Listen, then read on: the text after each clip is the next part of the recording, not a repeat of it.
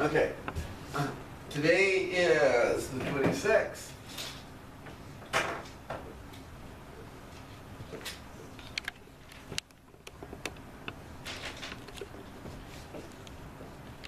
So, Cool.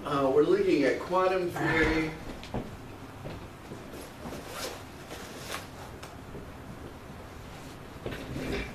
Techniques and applications.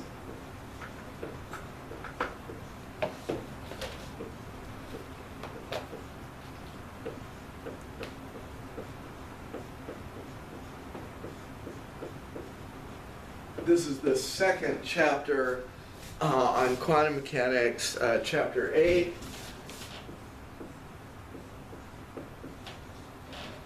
Last week,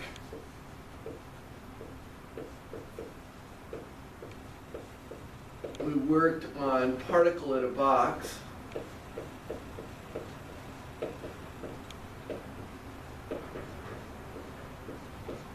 And derived the whole basic structure, the quantum mechanical structure, particle in a box. We saw that boundary conditions led to quantum restraints on the energy and particular choices for the wave functions. And now we are going to look at several other systems, and we're going to follow up what we do here theoretically with lab experiments that are related to the theory that we're looking. So last week, again, particle in a box. This week,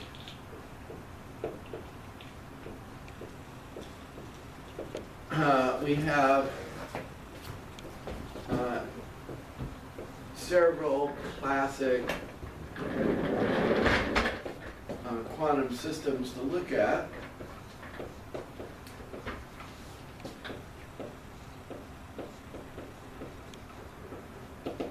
And here's what they are. Two non-interacting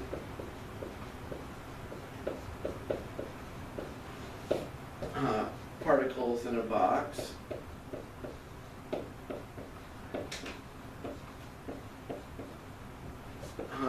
One particle in a three-dimensional box. We're going to look at the harmonic oscillator.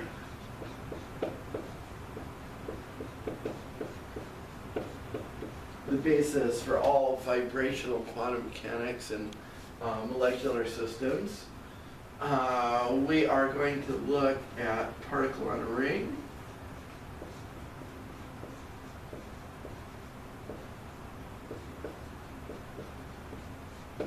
And we're going to look at particle on a sphere.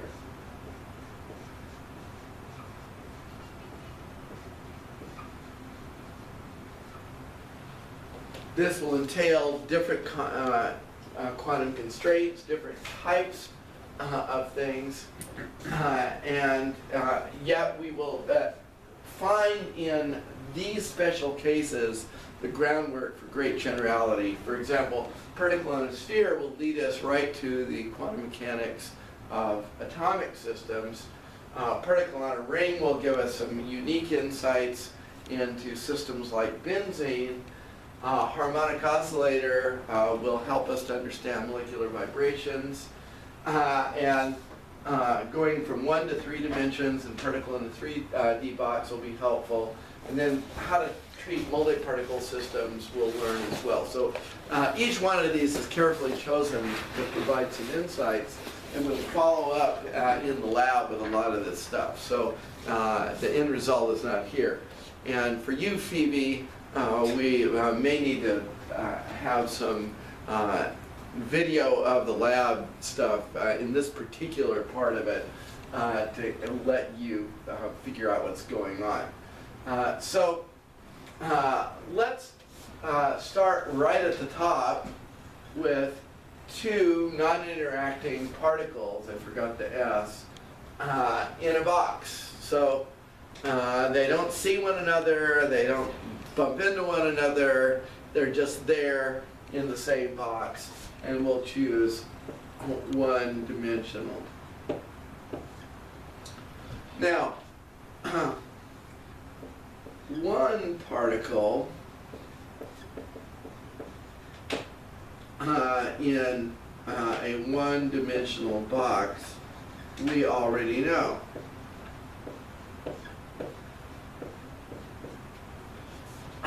So what does a two-particle Hamiltonian look like? So the essence, we're essentially going to add another particle.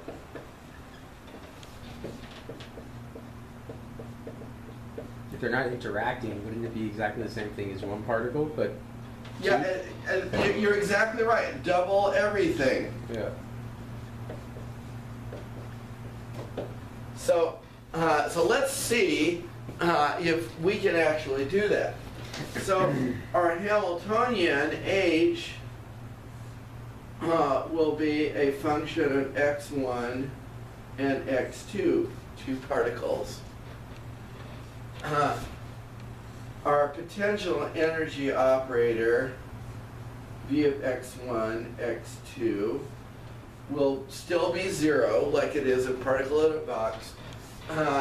0 when x1 is between L and 0, and x2 is between L and 0. So that's just the same, right? And then infinity otherwise. And now if you have two particles, the kinetic energy operator, T of x1, x2, equals, you want the curvature due to each particle, right? So it's minus h bar squared over 2m1 d squared, and these should be curved now.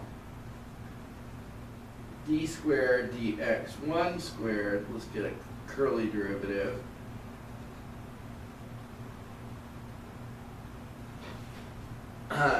And minus h bar squared over 2m2 d squared over dx2 squared. Okay, so we just have two kinetic energy terms rather than one.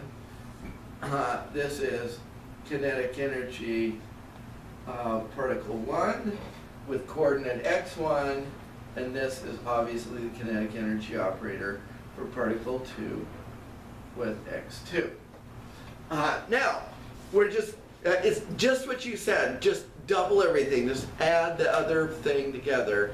Everything is going to be double. Now, what do you think the wave functions look like?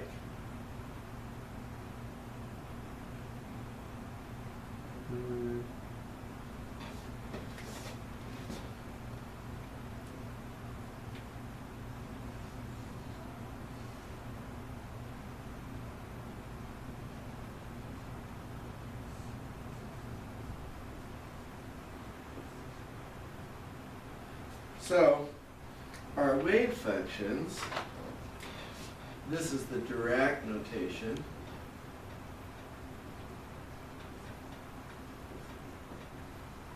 We just give the quantum numbers for 1 and 2. This is the Schrödinger notation.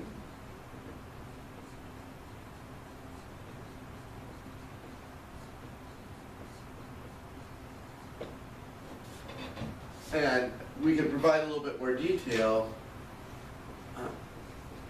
because we have the coordinates x1 and x2 associated with the two particles.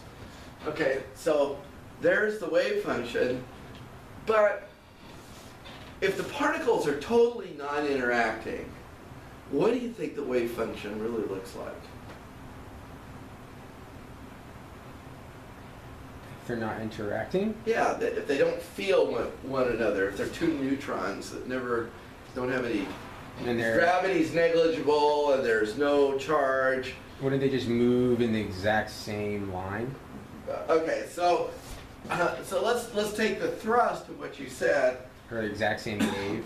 We could just, following what you said, we could say, you know, I'll bet that this combined wave function is a wave function for particle 1, just like we got particle in a box, and I multiply it times the wave function for particle 2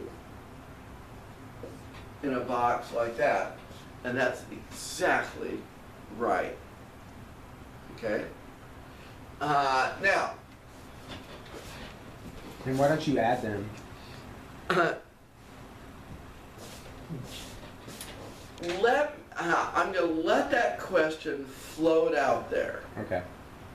I'm going to let it float, and then we're going to do the quantum mechanics, and the actual doing of the quantum mechanics will tell you why it's a product and not a sum. It's an excellent question, but it is the product, not the sum. Okay. The Hamiltonian is the sum of kinetic and potential, and when the Hamiltonian is applied to the wave function, you want an energy that is the sum of 1 and 2. Let me have just a quick look here to make sure I'm doing this. Yeah. Okay. So if we look at what we got on normalizing this thing, this first wave function is, if we just remember, particle in a one-dimensional box, sine n1 pi x1 over L. The second one is square root of 2 over L sine n2 pi x2 over L. So I've literally multiplied two particle in a box one-dimensional wave functions together. What would happen if I had 3 particles? Multiply 3? Non-reactive? Yeah, if I had 100, if I had 92 electrons, like, and somehow they didn't interact with one another in a uranium atom, I'd have 92 wave functions. Yeah. Are we making them not interact with each other because it's trying to show you the big picture? Because wouldn't they always interact with each other? Yeah, I want the big, but the interaction can be small compared to the kinetic energy. Okay. I want you to see how this is all structured. So, the wave functions are products. Okay, so this is a product of one-dimensional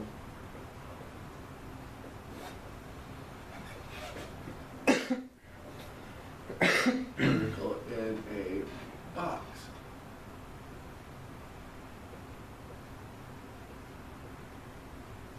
Okay? So the wave function for a particle in a box is always going to be that form?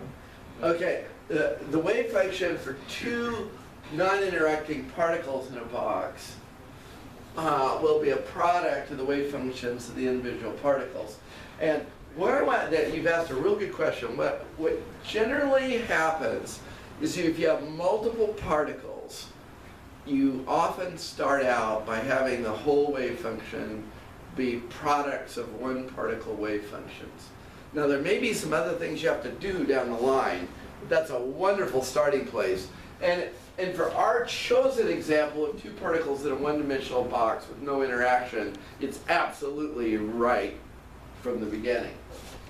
Okay, so I just multiply these two together. Now, if you have particle 1 with a certain kinetic energy and particle 2 with a certain kinetic energy, and they're non-interacting, what's the total kinetic energy of the system? The sum of them both? Yes, the sum is important. Okay. So the energy levels, E, N1, N2, we have to specify 2 quantum numbers, will be particle in a box energy levels for each quantum number. So when I derived this, I used H bar.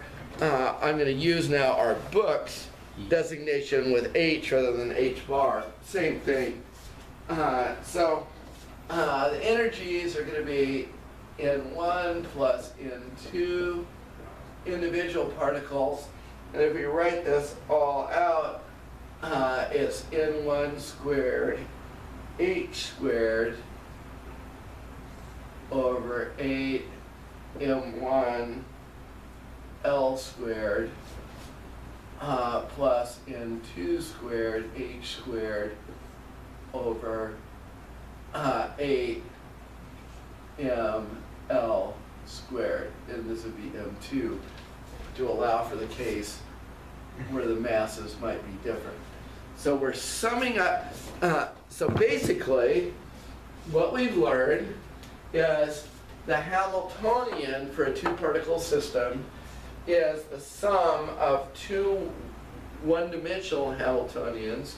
For a particle in a box, the two-dimensional potential is 0, because each one-dimensional one is 0. The kinetic energy operator, however, is a sum of the operators for the two particles. The wave function is a product of the wave functions of two particle in a box. And the energies are the sum of the energies of two particle in a box. That's it right there. And if I did 3 particles or 20 particles, we just extend the sum here and extend the product there. Now, if you take inside the box T of x1, x2 times psi n1, n2 equals E n1, n2 psi n1, n2. That's Schrödinger's equation.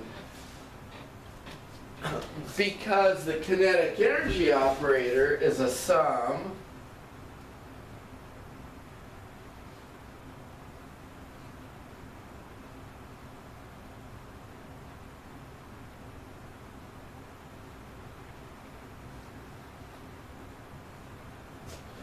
when it operates on the wave function psi n1, n2, it will give two energies, which we've just seen, E n1 plus E n2. All the boundary conditions will be the same, and we get psi n1, n2 back again. In other words, because the operator is a sum of one-dimensional operators, the wave function is a product of one-dimensional operators, then the energies are a sum. In other words, T1x gives you En1, so Tx1 gives you En1 plus x2 gives you n2. The reason, if these are a sum, these are also a sum. And we're literally adding the energies, accounting for the energies separately for particle 1 and for particle 2. All right? So that's... Are you missing parentheses? Well, yeah, you're missing parentheses there, right? You don't mean it's just Tx2. Oh, okay. Wait a minute. It's something like that, Okay. or rounded print. Yeah. In other words, Tx1, x2 is that sum. Got you, yeah. And this operator operates on the wave function and gives you an En1. This one operates on the wave function and gives you an En2. And remember, the potential energy operator is 0 inside the box. Okay. Okay? So that's essentially all there is to it, with 2, or if you will, even more non-interacting particles in a box.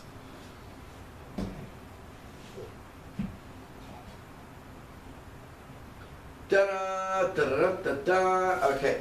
Now, you have been emailed. Merry Christmas to you. An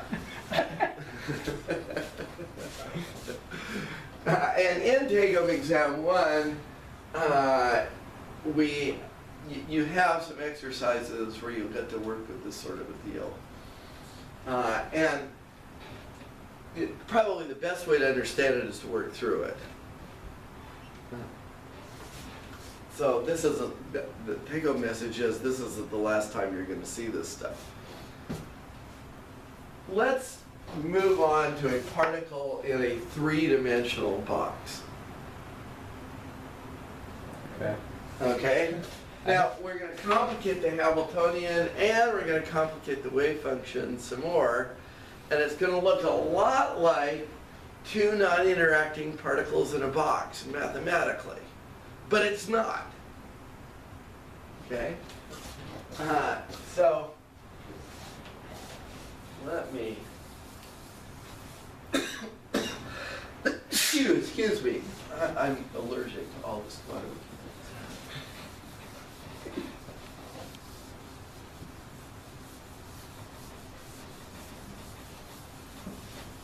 Okay, so all this we get erased.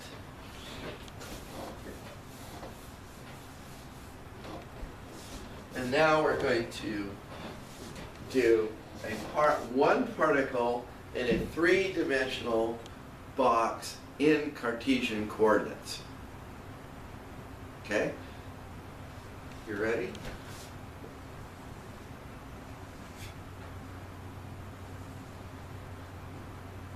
So I have unit vectors, I, j, and k, that correspond to the coordinates respectively x, y, and z. This is getting extremely familiar to you. And now, let's draw the box that we're talking about.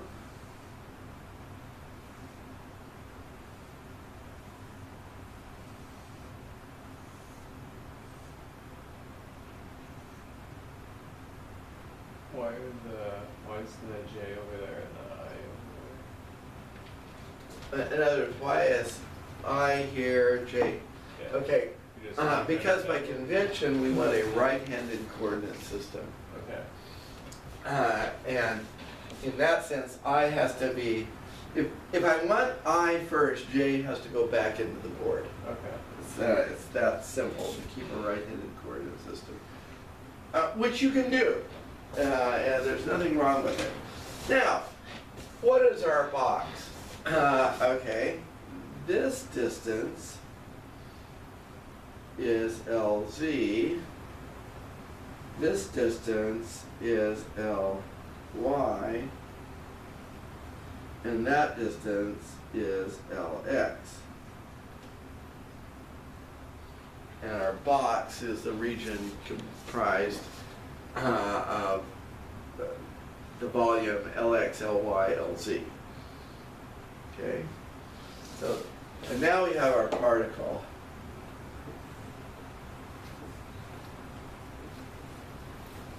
Or we could think of a matter wave inside this box. Okay? Now, the parallel between one particle in a 3D box and two non-interacting particles in a box is absolutely incredible. I mean, it's going to look just like what I did for two non-interacting particles in a box, but it's a completely different problem. But it's the same way. With the same mathematical structure. You're talking about two different, like x, y, or x. Right, and the reason is that motion in the x direction, the y direction, and the z direction, I don't know if I got x, y, and z right there. Okay, so this is z, that's x, and this is y. I got it right. Those motions are totally independent of one another, right? Yeah. X, y, z, who cares? So, so what we're going to have is a Hamiltonian H that's going to have the coordinates x, y, and z. right? And that can be comprised of a kinetic energy operator, X, Y, and Z, plus a potential energy operator, Vx, Y, and Z. Now, just like before, in the box, we're going to say 0 in the box. And we're going to say infinity out of box.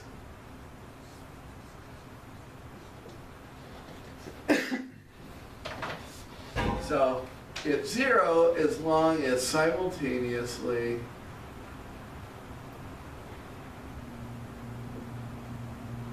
X stays between 0 and Lx, Y stays between Ly and 0, and Z stays between Lz and 0.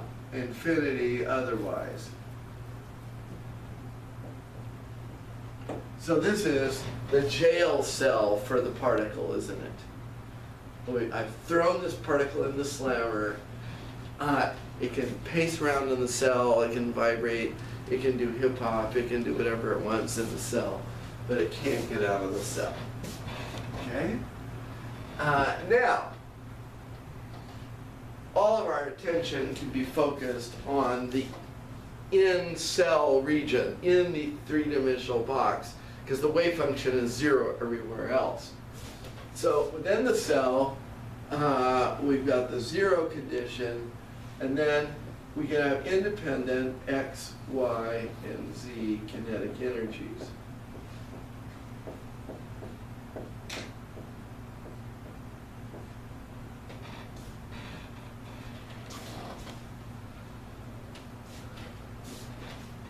And we know how to express these kinetic energies, don't we? We can say, hey, this one is minus h bar squared over 2 times the mass of the particle, d squared, dx squared. We could say the same thing for the next one, minus h bar squared over 2m d squared, dy squared. And of the third one, we can say minus h bar squared over 2m d squared, dz squared. We're probing for curvature of the matter wave in the x, y, and z directions. Okay. Now, what do you think the three-dimensional particle in a box wave function is going to look like?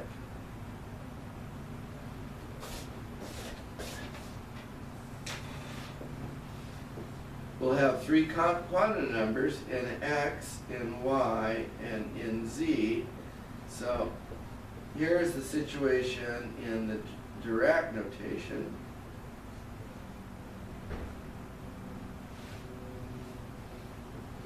In the Schrödinger notation, it'll be psi in x, in y, in z. And there'll be a function of x, y, and z. But I want you to guess, based on what we did with 2 non-interacting particles in a box, what should this be?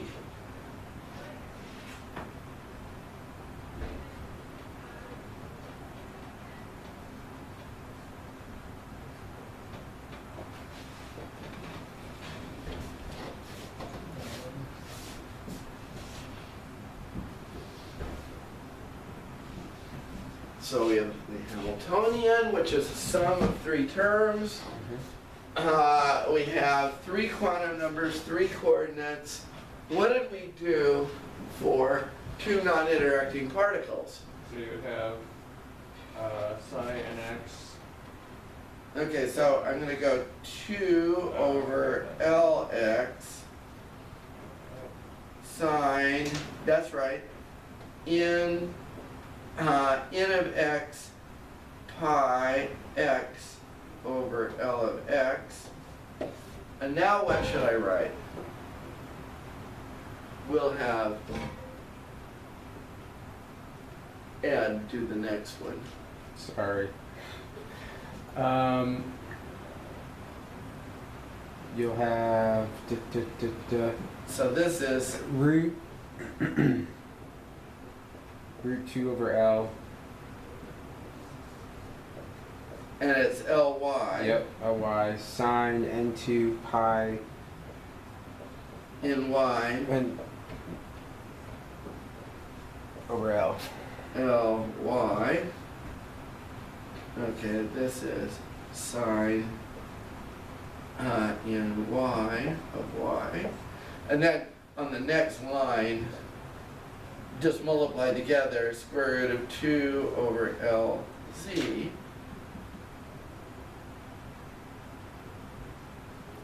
Sine NZ pi Y over LZ. This is so dull and boring, it's just like what we did with two non-interacting particles, right? We have the Hamiltonian is a sum of terms, the wave function is a product of one-dimensional terms. Okay? Now, guess what the total energy is? The sum of the energies. The sum of the kinetic energies in the x, y, and z direction. So we have E of nx, ny, nz equals an x component kinetic energy plus a y component kinetic energy plus a z component kinetic energy. And those energies take on the standard form for particle in a box.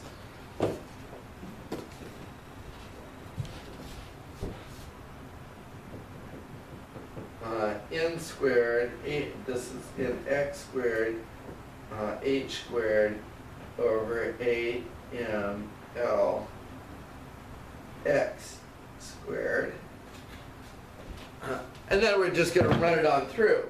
We'll have a y plus a y quantum number ny squared h squared over 8ml y squared plus nz squared h squared over 8ml z squared. And in each case, both, I didn't say this, but let me say it, in x, in y, and in z can take on the values 1, 2, 3, 4, and so on, or in I and in j, in the previous example, can take on 1, 2, 3, 4, and so forth. So now we've done our second big one, haven't we? We see that in a three-dimensional particle in a box, Cartesian coordinates, we can separate the Hamiltonian into three separate terms. The wave function is a product of three terms. The energy is a sum of three terms with the quantum numbers appearing. Okay? These two examples, basically what we've done is we've done what is called a separation of variables technique.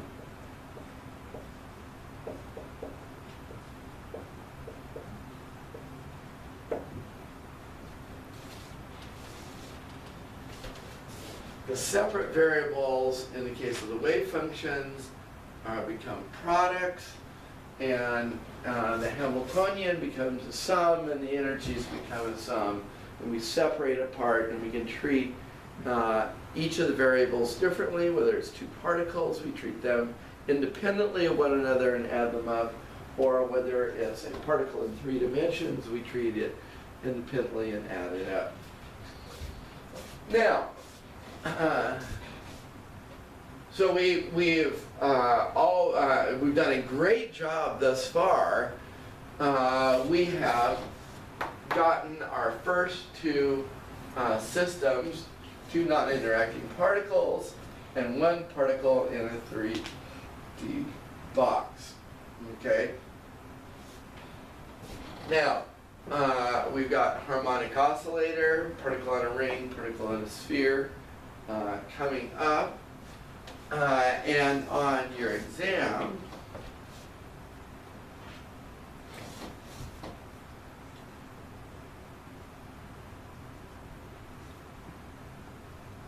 you will be doing particle on a cylinder.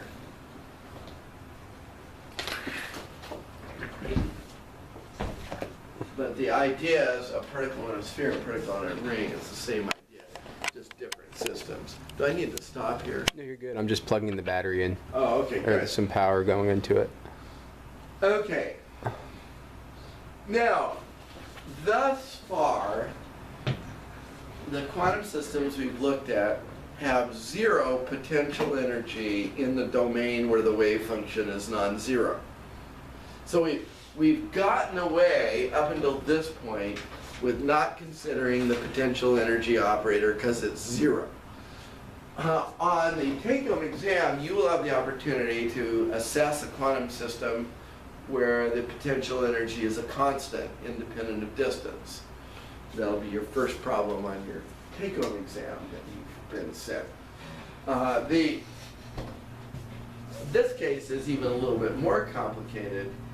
In a harmonic oscillator, we have the particle connected to a Hooke's law spring. So the further you pull it out, the more the spring force. And the energy, by the way, of a Hooke's law spring, if you integrate force times distance, is 1/2 kx squared.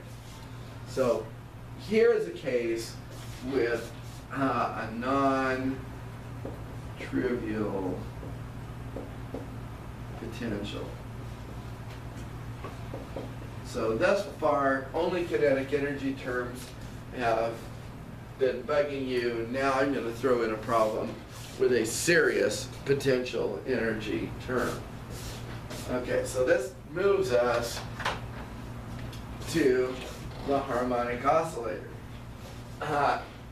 In lab today, we will take up the idea of particle on a ring, and in fact, we'll even approximate the rings by using cyclic aromatic chain compounds, starting with benzene, right? So benzene is kind of like a ring of a certain radius, but then we can get bigger ones. And we'll see how particle in a box changes over by symmetry to particle in a ring. Okay, let me erase all of three-dimensional particle in a box.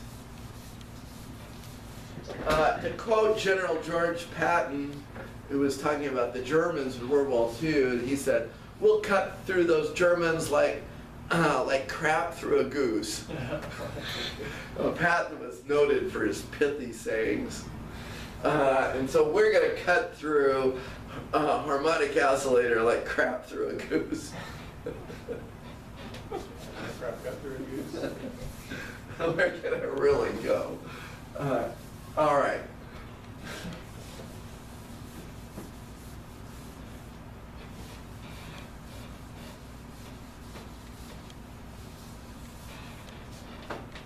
Yeah, he said something also like this.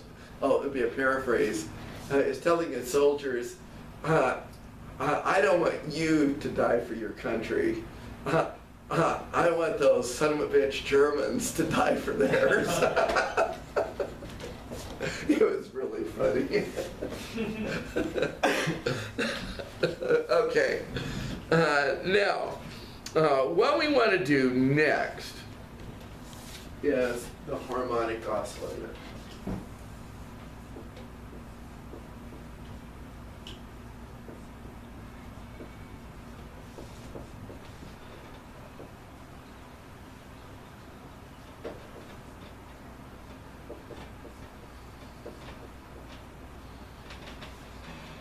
Now, you could think in the simplest model you could put a wall here. You could put a spring here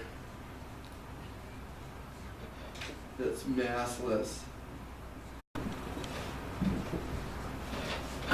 And you could put a particle of mass m.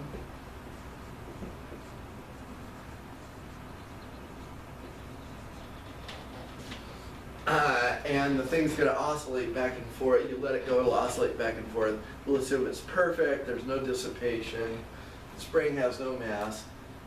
This is the problem. Now, we can say the force equals minus kx, and the potential equals plus 1/2 kx squared, where k, you'll undoubtedly remember, is the spring force constant.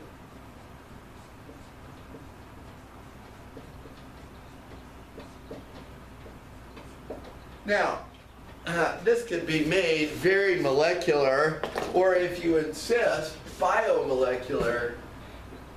This could be a DNA backbone.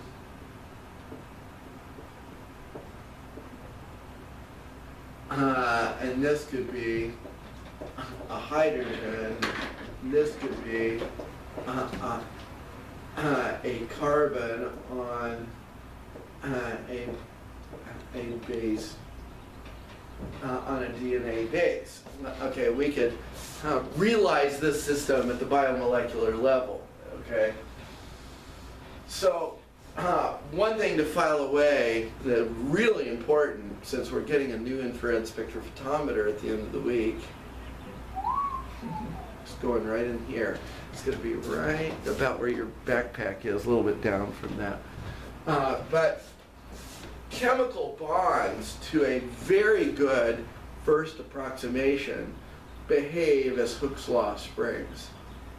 Okay, it's not a perfect approximation, but it's very good, and it's certainly a great way to start. So we're going to assume a perfect harmonic oscillator, and which means that the potential is totally parabolic. See, you may have seen things like this.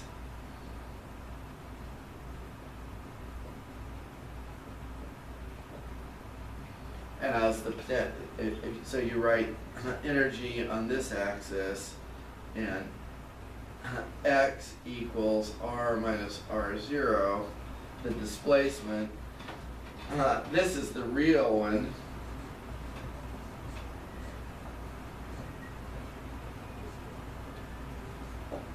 And it's anharmonic.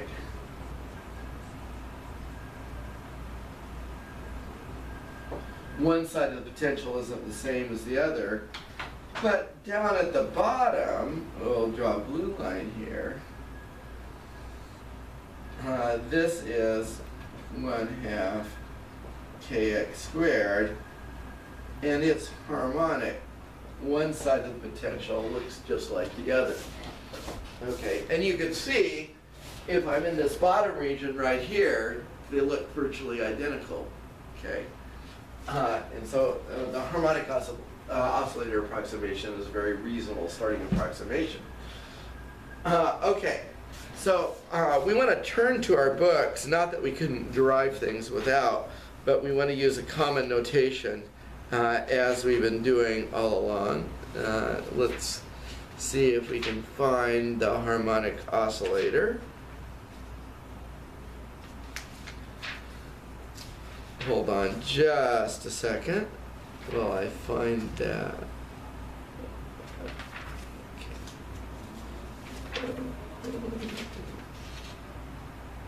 Okay. Excellent. Okay. So I'm going to be looking at, just to keep the notation consistent with our book, I'll be looking on page 300 and 301.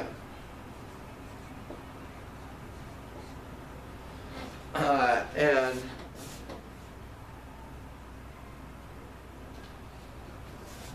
basically, we're going to have one dimension T of x plus V of x for Hamiltonian H of x. And let's see if we can do the kinetic energy operator for this particle that's oscillating back and forth with a Hooke's law spring. So what is the kinetic energy operator going to be?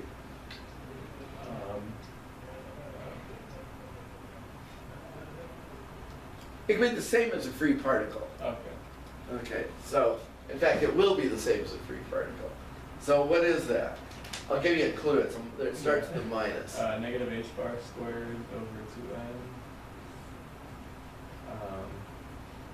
minus d squared dx squared. Okay, you're getting that one down. Okay. But now, here's the new thing. This is the potential energy function. It's non-zero, isn't it? And our book puts a subscript F on this force constant. And to make our notation consistent with the book, I'm going to put that KF. I guess it means force constant, KF, rather than Boltzmann's constant, as a means of clarification. So I put 1/2 KF x squared for my potential. Okay, this is no longer a simple write down the solution by inspection problem. By the way, can you stretch the wave function to infinity either way? Well, if that spring really is a spring, things are going to die down at extreme limits. And so you want wave functions that if x goes to plus or minus infinity, the wave functions go to 0. And then there's some other properties. So I am not going to solve this because it involves technical mathematics that we don't have the expertise or the time to go. It's not that you're not smart enough, you're plenty smart enough, but we don't want to spend 2 weeks going through all the mathematics. We just want to get the result and get out. In the Bonnie and Clyde sense, they didn't want to work for the money, they wanted to go into the bank and say, put it in the sack or I'll ventilate your sorry excuse for a carcass and get out of the bank, which sounds a lot more fun than working. Okay, now, so we do that. The wave functions are the form psi v of x.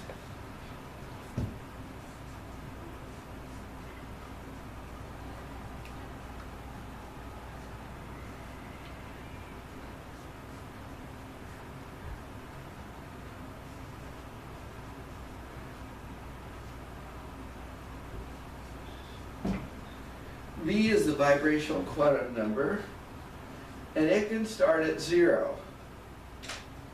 On all those particle in a box ones we did, when can the quantum number start? One. Yeah, it starts at 1, not 0. But this one can start at 0, it's just fine. That's called the 0-point vibration, by the way.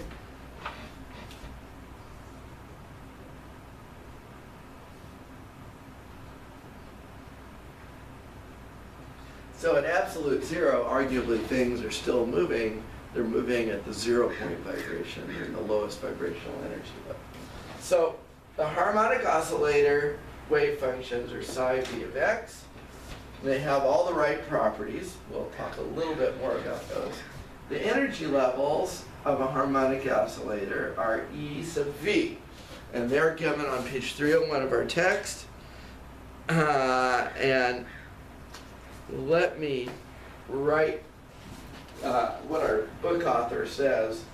V plus 1/2 h bar omega. And the omega term is kind of interesting.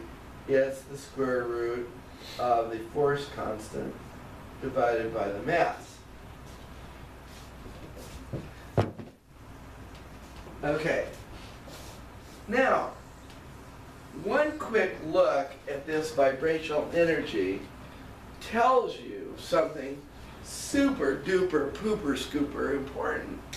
It says the energies go up linearly. This is an equally spaced ladder of energy levels because that quantum number jumps up in integers, and every time it jumps up you get another h bar omega. So you're going to get this whole stack of energy levels.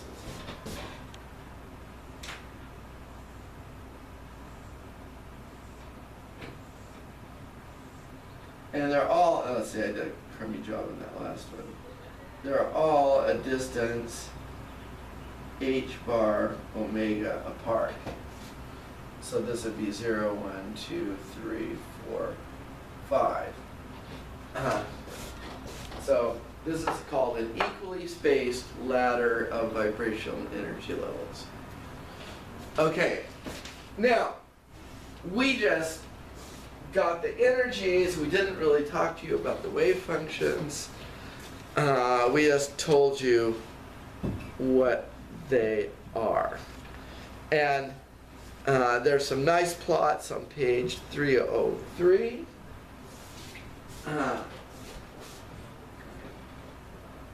See page 303 for plots of these. They look a lot like harmonic oscillator wave functions, only they taper off a little bit.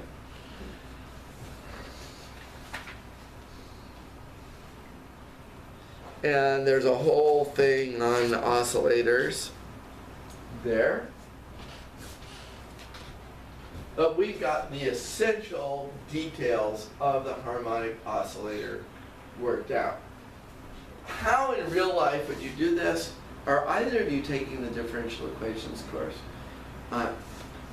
To solve for this, the students who are taking differential equations would learn how to solve. This is called a differential equation. You have a second derivative with respect to x, and then you have x squared. This is a very standard differential equation to solve. And we're just going to say, we know what the answer is, it's this. We could find the form of the wave functions. We could take this over to the math department, and any one of the mathematicians over there could tell us how to solve this. So this is a differential equation.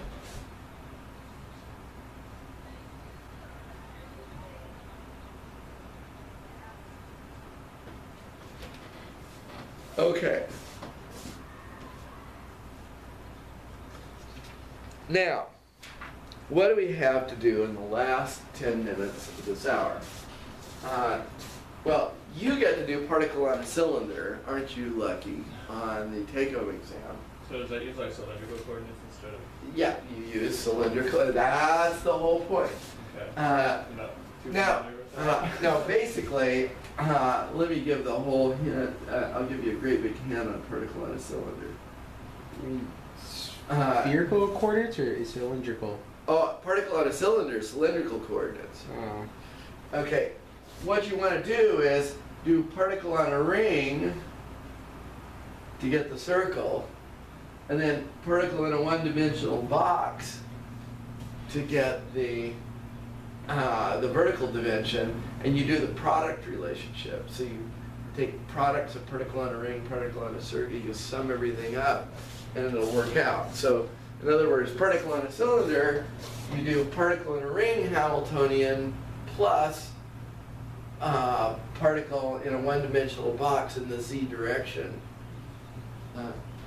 And then you do the wave function as a product. The energies will be a sum. You'll just kind of walk right down this line in cylindrical coordinates. Okay. I guess it's kind of important then that we talk about particle on a ring, because that's going to become the base for this big quantum problem on the test. So. I'm like scared to look at it. Yeah. I have a feeling I'm going to read it and I'm just, like, you're showing us the ways of solving it right now, but I feel like I'm going to be like, okay, what goes where? switching units everywhere, trying to figure out where it's supposed to go.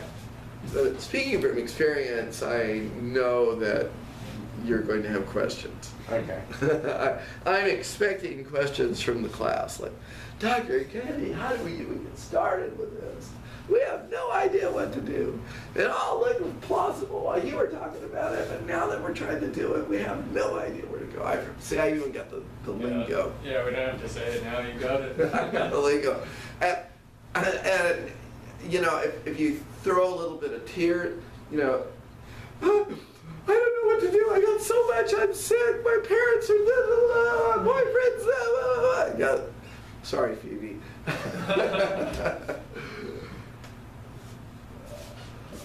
All right. So what we want to do now is, and let's see, we only have a few minutes, but we can certainly get started with particle on a ring. And in a way, we kind of got to, because we're going to have rings in lab today. Last time, when Ed became the super carry 14 operator, we had particles in a one-dimensional box in a conjugated chain of hydrocarbons, right? Now we're going to put them in things like benzene and naphthalene and stuff like that. We're going to ring them up. So let's go for this. A particle on a ring is next. Okay. Now, I hope I've impressed upon you the wisdom of choosing coordinate systems that reflect the symmetry of your problem. It is, you know, if you have a rectangular box, you're a darn fool not to use Cartesian coordinates. If you have a cylinder, you're crazy not to use cylindrical coordinates. If you're a sphere, spherical coordinates, and that's what we do with atoms. We'll see SPDF orbitals are just wave functions of an atom. The angular part. So if I'm going to do particle in a ring, I either have to use cylindrical or spherical coordinates, since it's down in 2 dimensions. Either cylindrical or spherical will handle it. I'm going to do spherical just because. And So for our problem, for the cylinder, we would use... oh, you would definitely use cylindrical coordinates. Okay. Now, you can actually use spherical. Spherical coordinates will collapse the cylindrical coordinates when the theta angle goes to pi over 2. Okay.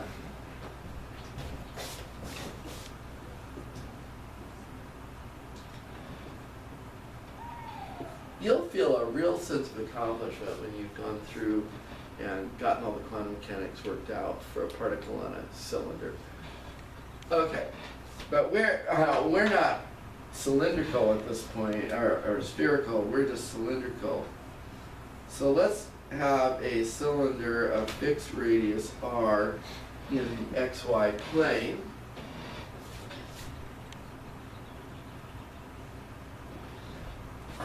So this is particle on a ring. So the particle has mass m, it's going around this ring.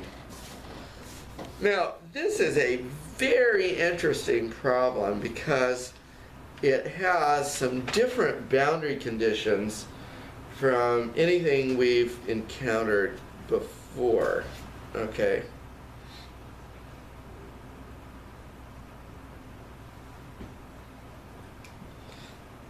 Now, the Hamiltonian h will only be a function of the angle phi, the angle with respect to the x-axis.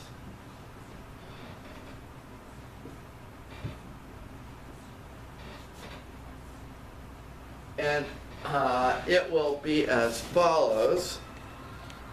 Hold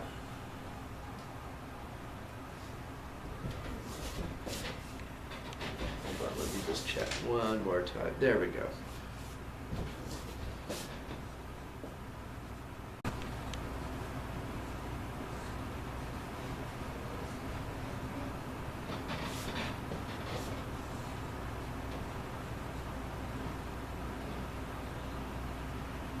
And you know what? Our book uses little r, and we're going to use little r to be I thought consistent with our book. Theta was the x. What now? So, I thought theta was the x-axis and phi was like the z-axis or something. in spherical polar coordinates, phi is always listed, at least in physics. Okay. Now, it's a little bit confusing because in just simple polar coordinates in 2 dimensions, I agree, they do use theta. Yeah. But in and the trouble is different authors do different things. Some authors switch the theta and the phi, particularly mathematicians. Yeah.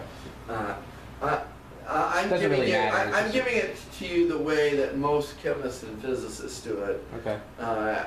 With the realization that other chemists and physicists and some of our mathematics friends will call that angle theta. Okay. Okay.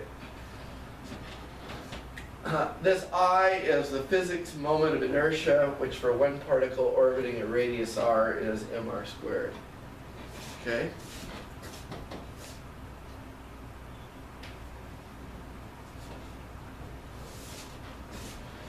All right. Now,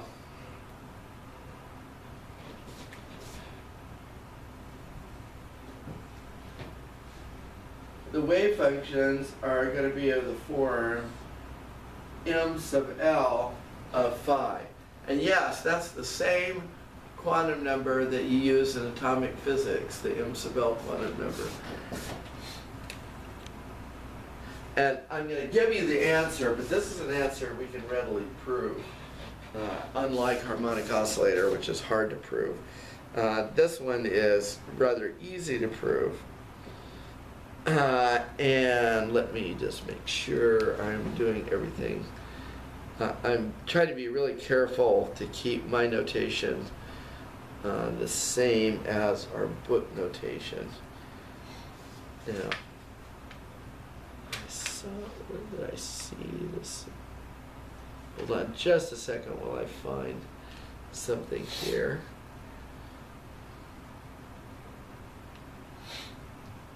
Oh.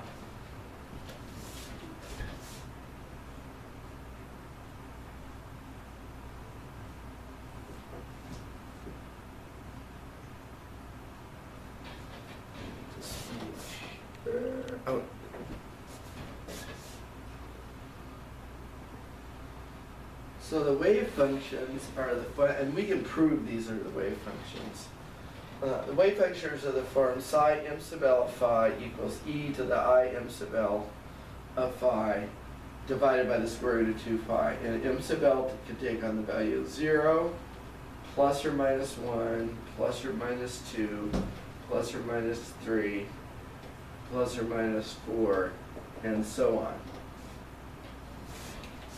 By the way, the plus and minus has a very nice interpretation in terms of kinetic energy, right? You can do the same kinetic energy going clockwise or counterclockwise. It would be identical. Okay, and our potential V of phi equals 0 when on ring, and infinity when off the ring.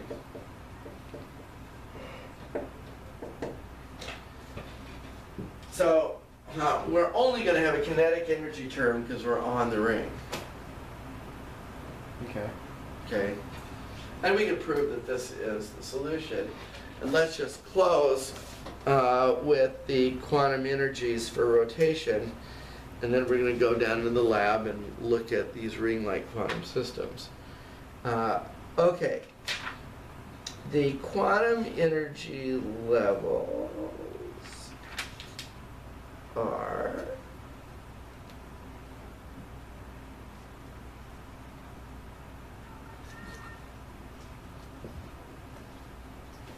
as follows. Okay, these are going to be E sub m sub L. It's going to be m sub L squared. We don't care whether it's going clockwise or counterclockwise. H bar squared over 2 times the moment of inertia. And again, m sub L can take on the value of 0, plus or minus 1, plus or minus 2, and so forth. Okay, so here are energy levels for particle in a ring. And by the way, we want to add, let's go ahead and do m sub L squared, H bar squared over 2 m r squared.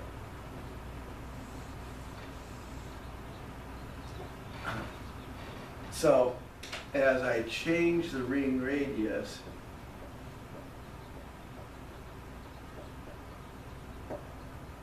of the ring, I change the energy.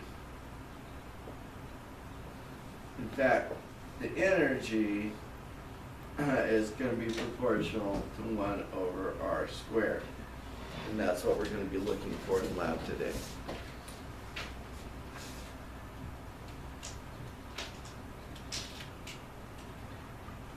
Okay, there you have it. Pretty cool. So let's stop at this point, collect ourselves. Let's turn on the instruments and find our molecules and do our laboratory.